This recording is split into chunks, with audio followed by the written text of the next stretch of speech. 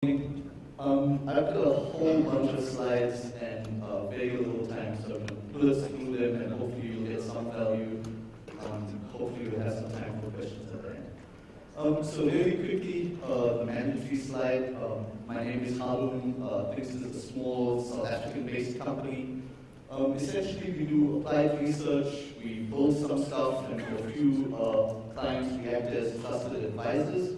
One of the key things that work out really well for us is we basically spend a lot of our time just speaking truth to power. So our business model basically allows us to say the things that are generally awkward for other people to tell you, and in some respects, other people are disincentivized from telling you.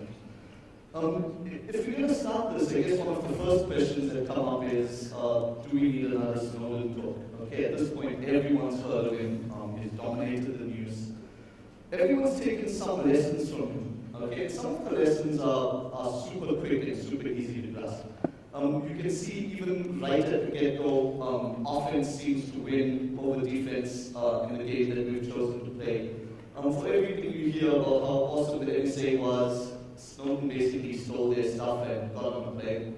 It's kind of funny that when the Belgacom release came out, there was talk of how they were targeting sysadmins because sysadmins were a good target, while their sysadmin was busy stealing their stuff and walking out the front door. You see the need for crypto capability that most countries should be thinking about. The obvious one is the insider threat problem. Again, for all their skills, the insider threat problem hasn't been solved. But there are deeper, less obvious lessons. And I'm hoping that we can touch on some of these, and some of them are quite South Africa specific, and hopefully we'll get to the bottom of those. There really are some lessons that as a country we need to be working on. So we're hoping that we'll cover lessons for corporates, for security folks, and then for South Africa in particular. In terms of the revelations, we're obviously not going to have time to cover them all, and if you wanted more info on the revelations, then Jacob's really the person you should be speaking to. But what is interesting is to date there's been a whole bunch of them, and we don't really know how many there still are to come. Okay, it depends on who you speak to. In some instances, Greenwald has basically said there's still really juicy stuff to come, it's just that those things needed more editorializing. And the estimates from the NSA vary widely. Okay, at some point they said there's something like 1.7 million documents that have leaked, they think. Okay, which I guess is one of the first lessons that we need to touch on, which is if you're trying to protect something, you really need to know what you have, and you really need to know who has access to it. Okay, it's one of those type things that is like we say when they're up on stage, but in any reasonable sized corporate, you're not going to be able to pull off easily. But it really is pretty fundamental. And if you've got stuff you're trying to secure, you need to at least start making some inroads towards figuring out what it is and figuring out who has access to it. Okay, so I'm going to start with some of the revelations, and I'll touch on why we talk about them in particular. We talk about the Verizon data sharing program just because it was the first one that went public. Okay, so the Guardian released this document in June, and essentially it spoke about how Verizon was sharing all of their consumer data, all of the consumer metadata with the NSA. And it doesn't particularly bother me because I'm not American, but it did give us our first glimpse into how the story was going to play out. Okay, it gave us a very early foreshadowing of how this discussion would play in the media, where there's lots of truth, lies, and redirection. And if you're going to talk about the Snowden saga, and you're going to talk about truth and lies, it's kind of hard to not bring up Clapper, because Clapper essentially spoke to Senator Wyden. Essentially, if you've ever seen the clip, he went on and Senator Wyden asked him in front of Congress, are you spying on American citizens? Are you capturing this information? And in probably the worst lie ever, he kind of sits there nervously and says, no, not wittingly.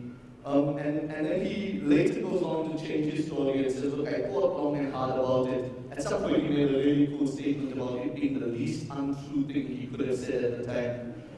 But what's super interesting to me is when this story first broke, and it was really early, not many people backed Snowden.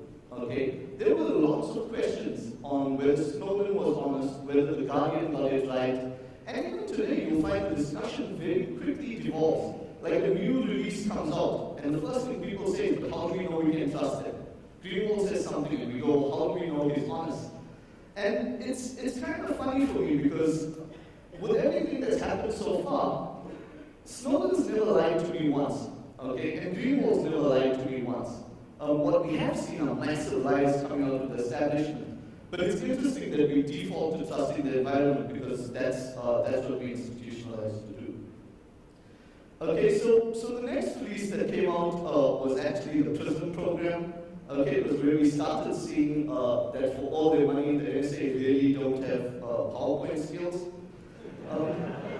But with the slides that came out, we basically saw the companies as they were onboarded, and we saw some of the data that was being pushed through this program. And again, it gave us a bunch of lessons, but the interesting one for me here was it really started to kick home the us versus them mentality.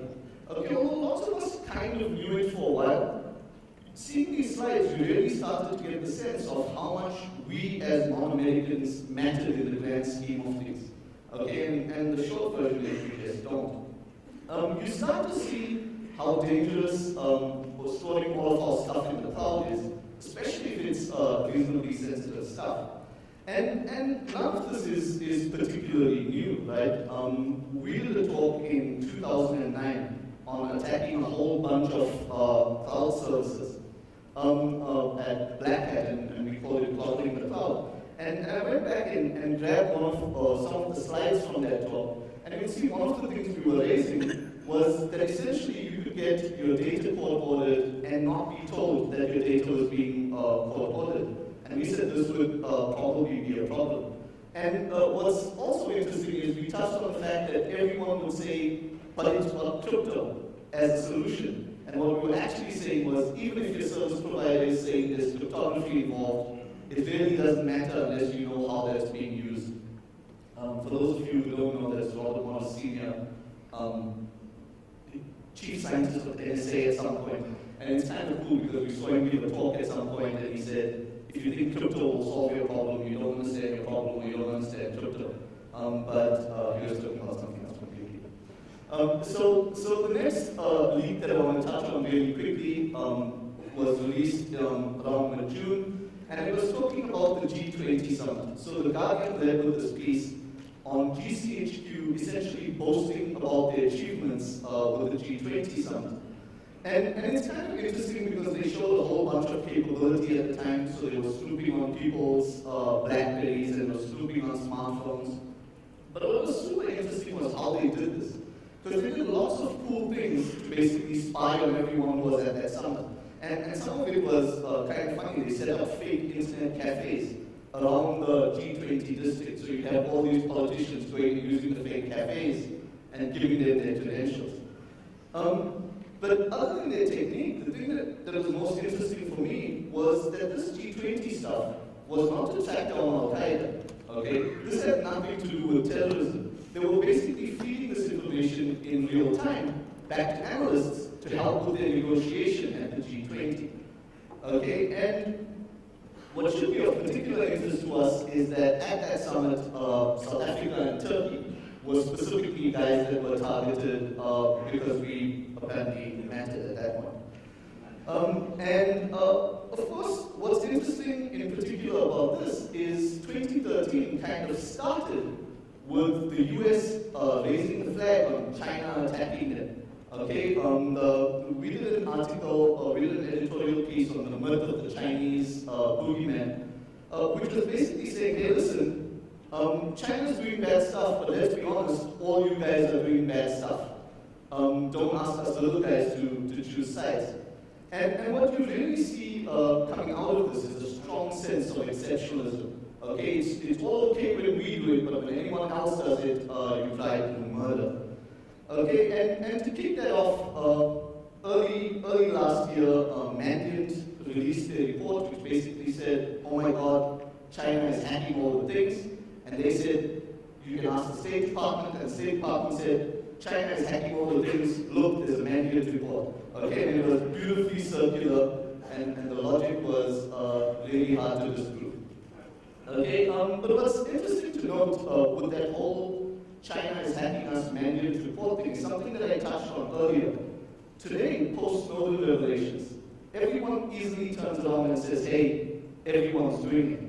But when the year started, it wasn't so, okay? At the start of the year, when people were saying, hey, China is hacking us, when we turned around and said, hey, kind of everyone's doing this, let's be honest, there were a whole bunch of people, some of them my friends, who turned around and said, hey, look, we think you're wrong on this one. So really quickly, the next revelation, muscular, Jacob spoke about this yesterday. I'm not going to touch too much on it. I just think anyone doing a talk on GCHQ and SA needs to include this because of that famous smiley. But ignoring the smiley, I think what comes through here is just the political. There's no allies, there's just interest. So you have Google at some point as your ally, and at some point you need something else and you take what you want from them. So for us as ZA, I guess the question is, where do we stand on this? Look, it's quite clear that if your mail is sitting in Gmail or Yahoo or Hotmail, you're probably going to be fair game. But we're not using public mail services like that for anything government related, right? So I guess if you go to Google, in 2006 there was an incident where there were a couple of people locally who had raised flags about intelligence services and being spied on. And essentially there was a report that came through from the Inspector General that basically linked all of these email addresses to a near spying campaign. Okay, what you should see there is we seem to be the last people popping up Yahoo, go Yahoo. Okay, but certainly we don't seem to be shy of using public email addresses like this. And that was in 2006, but if you go more recently, you actually see Matt Maharaj there with his official email address speaking on behalf of the presidency as at iCloud.com. You can go to dod.mo.za and they'll ask you to email them at yahoo.com. In fact, last night we did a quick Google search and it actually gets more depressing. Because if you search for a site, mo.gov.za and Yahoo, you'll get a whole bunch of sites. You do the same for Google, you get something like 12,000 hits, which is basically on our official .mo and .gov forms, we're accepting email addresses for Gmail and Yahoo, which just makes the work of foreign intelligence agencies a whole lot easier. It's not even work at that point, it's just a letter. And the simple thing is, if you're using the cloud for anything sensitive, you're doing it wrong. And I guess what I'm saying to local.gov is you're doing it wrong.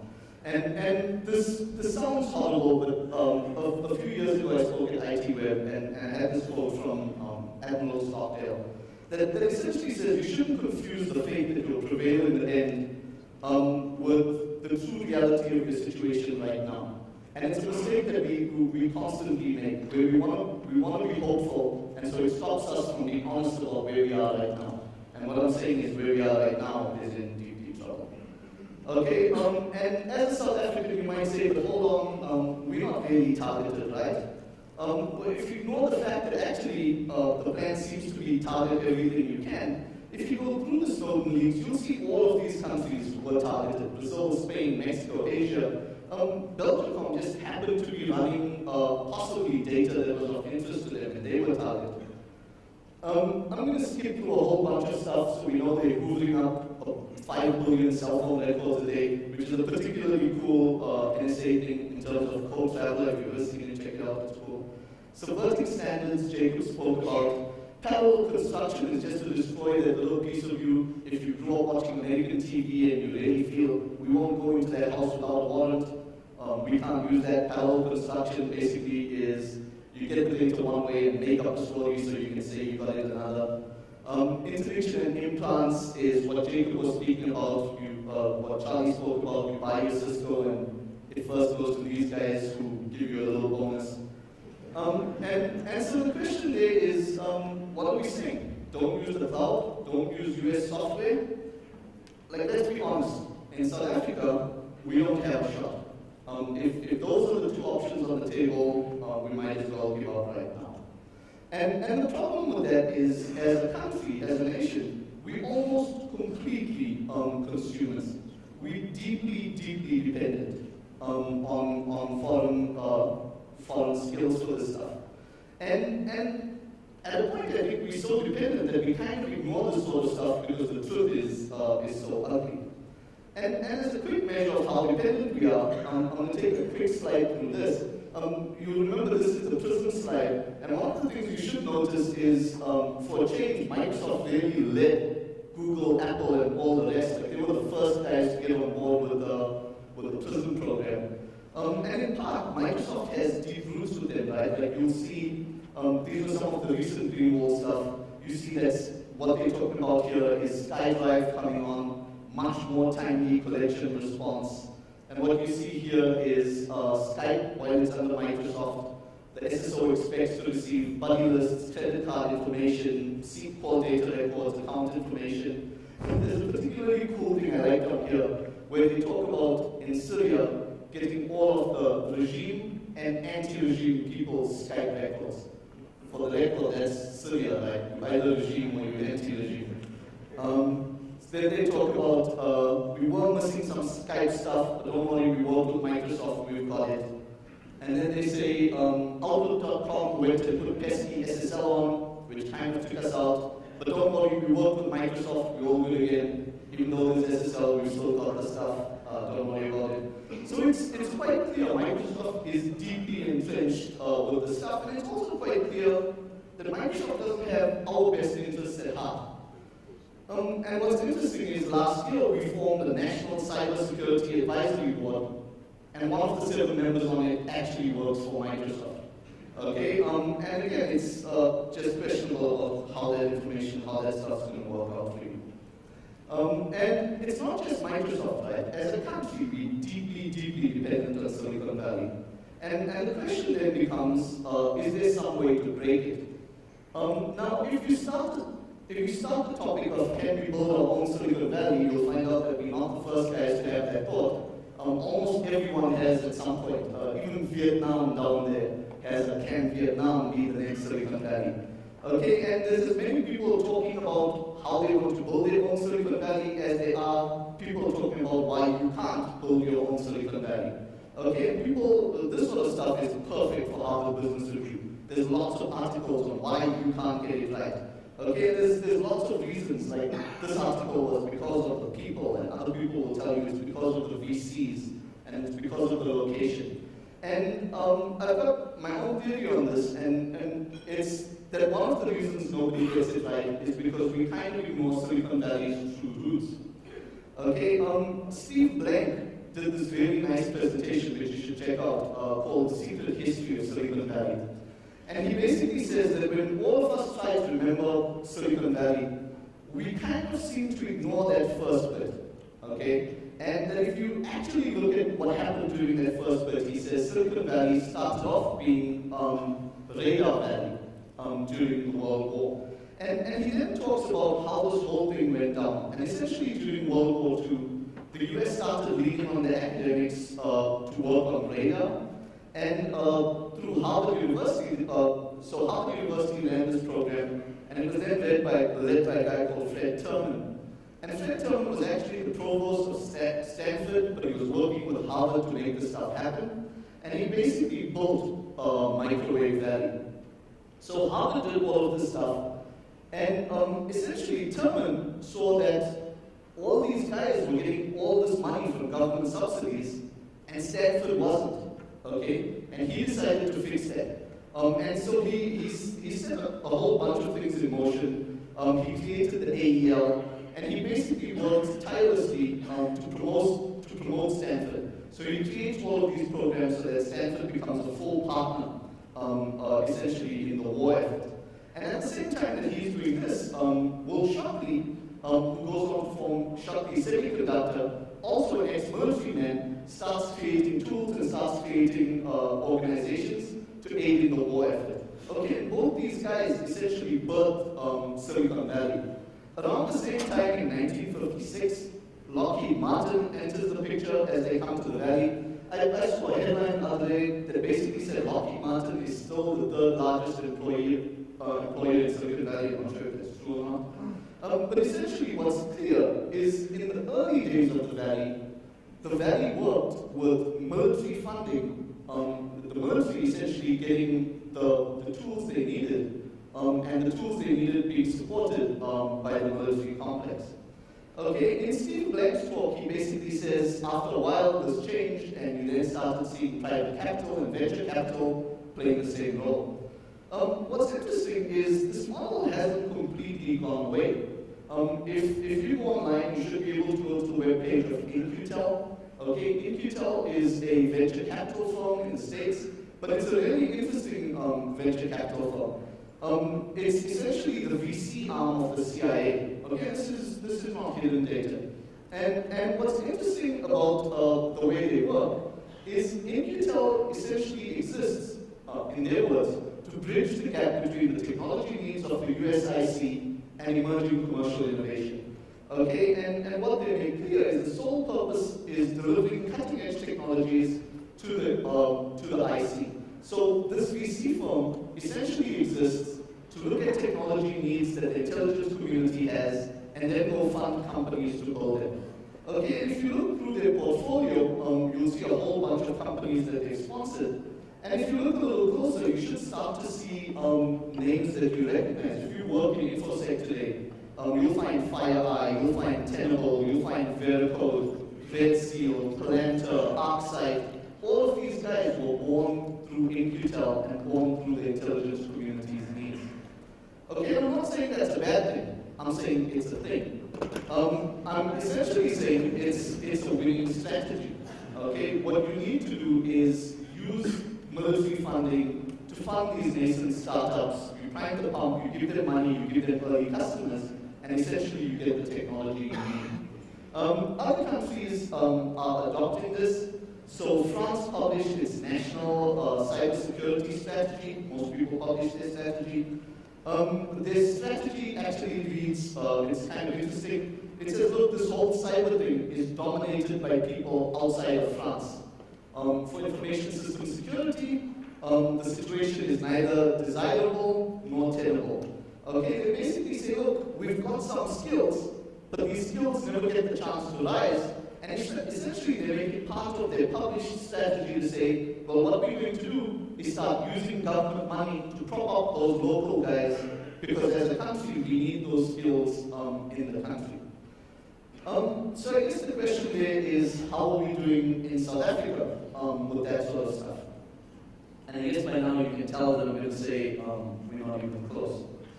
Okay, and the question would be why?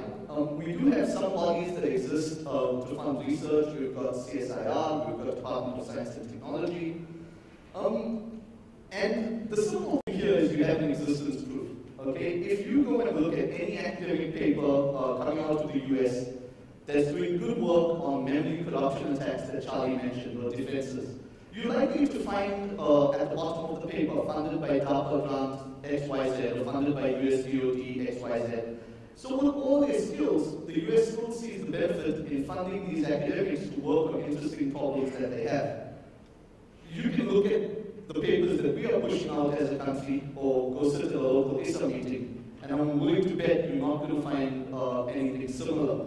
And so either we don't know that we have this problem and we're not channeling resources towards it, or we know we have the problem but don't have the students, and so we're not channeling resources towards it. But either way, the bottom line is we're not channeling resources towards it.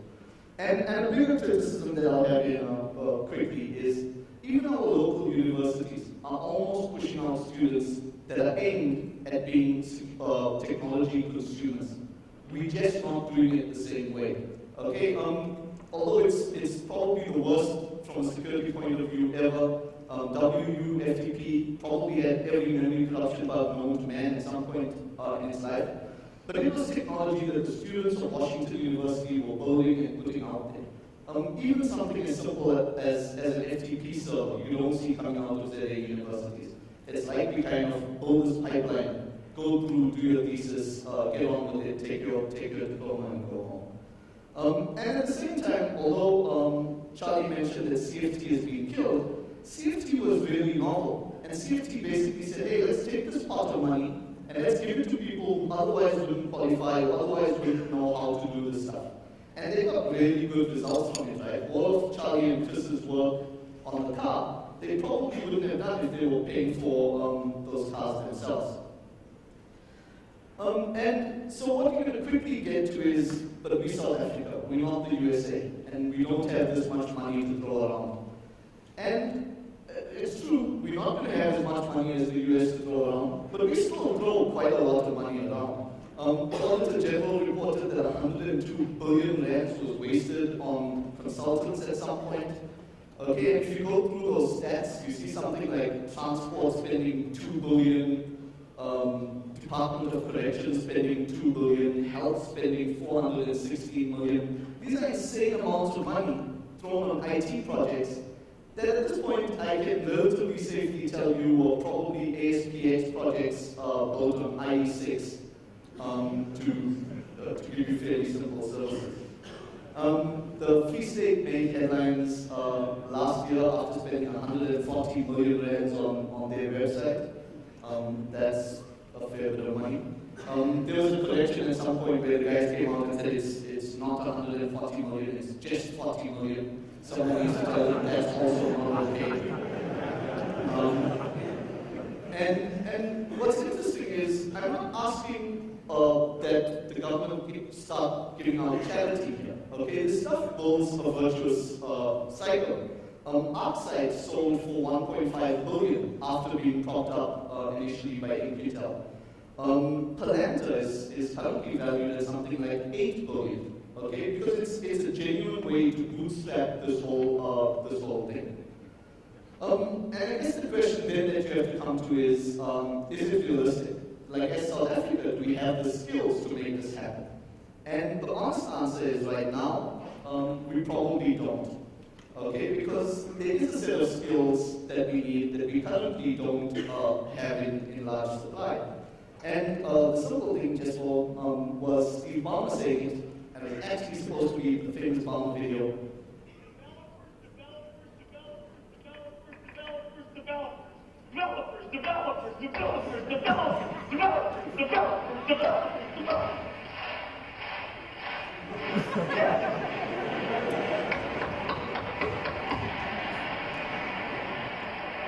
Okay, as embarrassing as it is for anyone who works at Microsoft.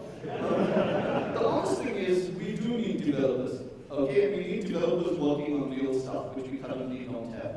And what we can do here is actually lean on free and open source software.